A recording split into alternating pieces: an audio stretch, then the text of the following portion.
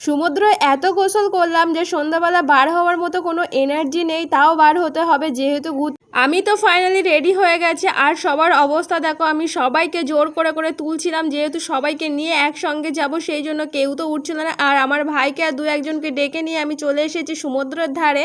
সমুদ্রের ধারে এত সুন্দর ঠান্ডা বাতাস ছিল, আমরা তো এত গরমের মধ্যে এখানে আছি আর এই ঠান্ডা বাতাসে প্রাণটা যেন জুড়িয়ে দিচ্ছিল। তারপরে ওল্ড দীঘাটা এত সুন্দর করে সেজে উঠেছে, অনেক সুন্দর লাগছিল। চারিদিকে তো একদম ঝিকিমিকি করছে, চারিদিকে লাইট, অনেক সুন্দর লাগছে। বেশ কয়েকদিন পরে হয়তো এখানে একটা অনুষ্ঠান হবে, যার জন্য কাজ চলছে আর অনেক ভালোও লাগছে এই জায়গাটা।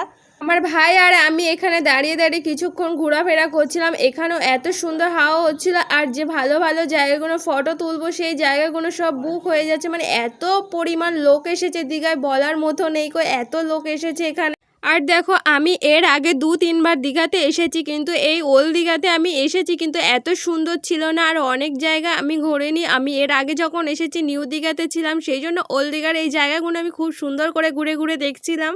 এত সুন্দর পরিবেশ, এত সুন্দরভাবে সাজানো, এত সুন্দরভাবে গোছানো। সত্যি বলতে আমি যখন চলে যাব দীঘা থেকে, তখন আমার বাড়িতে গেলে অনেক মন খারাপ করবে। এই জায়গাগুলো অনেক মিস করব, অনেক ভালো লাগতো। আমি দীঘাতে এসে সমুদ্রে নামি বা না নামি, আমি সারাক্ষণ এই ওল্ড দীঘায় যেসব জায়গাগুলো আছে আমি চারিদিকে শুধু ঘুরে ঘুরে দেখতাম। আর আমি প্রচুর ভিডিও বানিয়েছি, প্রচুর এক এক করে সব দিয়েছি, তোমরাও অধৈর্য হয়ে যাচ্ছ।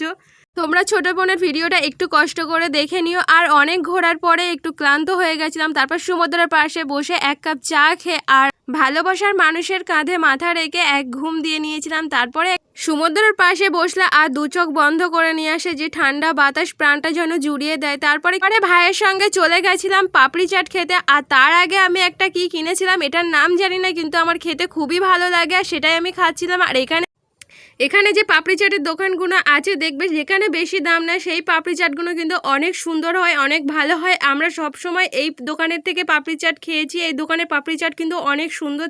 দীঘার মনে হয় স্পেশাল খাবার হচ্ছে পাপড়ি চাট। দীঘায় ঘুরতে এসে যদি কেউ পাপড়ি চাট না খায়, তাহলে মনে হয় দীঘা ঘোরাটা যেন অসম্পূর্ণ থেকে যায়। আর আজকের ভিডিওটা এই পর্যন্ত। যদি ভালো লেগে থাকে আমার চ্যানেলটাকে সাবস্ক্রাইব করে দিয়ে পাশে থেকো।